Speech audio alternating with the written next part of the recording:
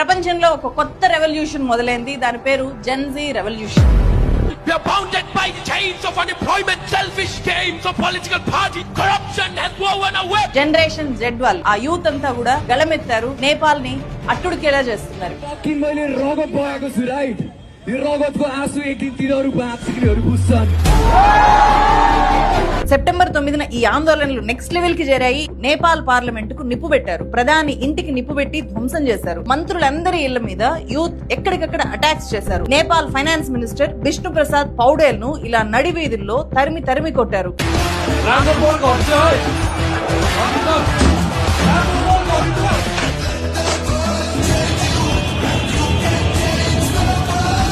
నేపాల్ ఒక్కసారిగా అండర్స్ లోకి వెళ్ళిపోవడానికి ప్రధానమైన కారణము సోషల్ మీడియా బ్యాన్ మాత్రమే కాదు, అంతకంటే ముందు జరిగిన పరిణామాలే మెయిన్ రీజన్. నేపాల్లో అన్ఎంప్లాయ్మెంట్ చాలా ఎక్కువ, 15% దాకా అన్ఎంప్లాయ్మెంట్ రేట్ ఉంది అక్కడ.